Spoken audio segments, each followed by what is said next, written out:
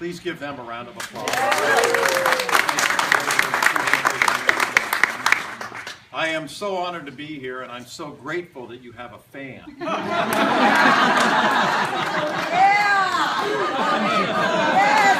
wrong with being comfortable? Thank all of you for coming, in all seriousness. This is a special moment. It's a great beginning for a great woman, a great Floridian, a great mother, a great business owner, a great running mate for Lieutenant Governor. Yes. You all know Annette and how great she is. I mean, truly fantastic. And I was so excited when we had the chance to talk recently, and she told me she was thinking about running for Congress. And it just really makes me feel so good that things will continue to move forward on the right path, for the right reason, with the right person. And I know that Annette can win this race. We won it last time. By 7,000 votes. So this is a very doable mission. And Ben and Barbara and David and those of you who really follow politics so closely all know that, winning is so important. And we have to get reasonable, good people. And most importantly with Annette, the reason I picked her to have as a running mate was I knew she was smart. I knew she had great integrity. I knew she cared about people. But what I learned about her and getting to know her better and better is her wonderful heart. Really. And we need people like that in politics now more than ever, because it seems to be missing. I mean, the president's great, and we have some great people that are serving in public office in Florida, but we need more good people serving in public office that really care about you, the people. So, without more, I am so honored and so privileged to have the opportunity to introduce the next Congresswoman from the 26th District, yes. Annette Taddeo.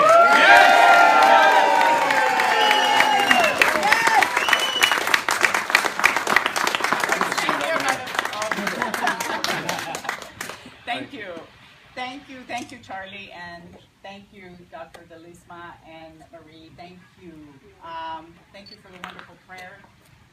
We need to pray for this, so thank you.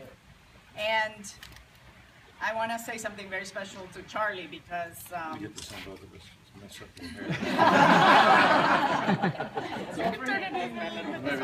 The funny part is one time it was actually on the floor and it was like I was holding my dress. Learned real quick that it needed to be taken away when I was ready to speak. But running with Charlie was just a wonderful, wonderful experience. And not just because I got to meet so many people around the state, but because I got to know the real Charlie, a person who truly cares, loves the state of Florida. And Charlie, how I wish you were our governor. Yes! I do. Every headline that I read or anything that, that we're not supposed to mention climate change. We're not supposed to, so many things that are going on. It just, unbelievable. It's very sad. But I know that Charlie and I care, and the fight continues. So I'm not done fighting. And there's many of you that were there for us. Many, many, many of you. Some of you volunteers. Some of you wrote big checks, and we thank you. But I will tell you that when you lose, the thing that came to my mind is all those people. All of you, and very individual people that really touched us along the way. So I'm going to tell you about a young boy that it was at a community college. Rachel and I are there. I show up at this event, and there are just tons of people there. I give my speech. I finish. Ask for questions. Charlie and I were always willing to answer questions. And people ask questions, we were done. This kid comes up to me and he gets real close and he goes, I just didn't want to ask in front of everybody, but I wanted to know if you and Charlie were going to be there for me after you get elected. And I said, well, of course. What is it? What's your issue? Is it college funding? Is it you know, what is it? I assumed, because we were at a college, community college. And he goes, no. And then he gets closer and he goes, I'm gay. Oh. And he said it very softly. And he was almost in tears, almost embarrassed. And I hugged him and I said, don't you ever be ashamed of who you are. Charlie and I love you for who you are, and I want you to live in a state and a country where you never, ever have to hide.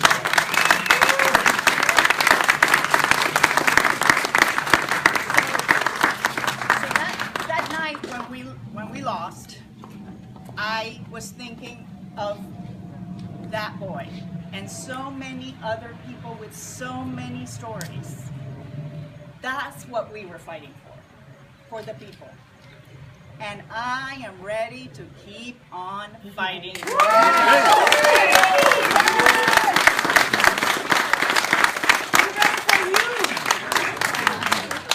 So I want you to know that many of you know I built a business, and in my business, which is a translation business, what I do is, you know, at my company, when you translate, you sort of bridge the divide, the linguistic and cultural divide.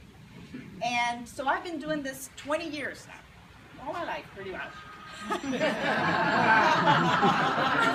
The newspaper did add a year to my age, I want you to know. But I've been doing that all this time, and I want you to know that I feel that in Washington right now, our voices, the voices of South Floridians, are being lost in translation. Because we're only hearing the voices of special interests and the lobbyists. So I'm running to be the voice for Florida 26 and for South Floridians. That's why I'm running. I want to be the voice for small business owners like myself. I want to be the voice for immigrants that want the American dream that I have been able to accomplish. I want to be the voice for hardworking moms who are juggling. My daughter's supposed to be here any minute now. And, you know, so that's why I'm running, to be that voice. And I'm a fighter. I'm somebody that, you know, was raised by a World War II fighter pilot. And he, you know, when I was growing up, he would show me the pictures of those planes, you know, the planes with the big smile, the teeth. That's what my dad flew. And growing up with a fighter pilot dad, you know, he was tough. He was tough. And one time, I got in trouble at school. I got into a fight. A physical fight. And so, of course, he had to come pick me up. I was in trouble. As we're going home, he asked me, why did you get into a fight? That's just not, you know, okay. And I said, Daddy, I was defending a girl they were making fun of.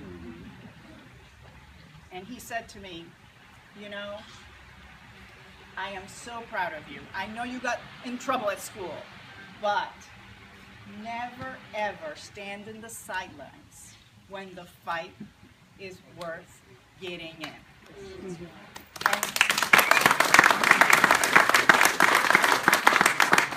And he said, when the fight is just, get in. Don't stand in the sidelines. So I'm not standing in the sidelines. I am ready to go fight for the people that deserve a fighter. And I thank you for not standing in the sidelines, for joining this campaign. Please tell all your friends, all your co-workers, this is going to be a long campaign, but it's gonna be a worthwhile fight. So thank you for joining the fight, and let's do it. We're gonna win.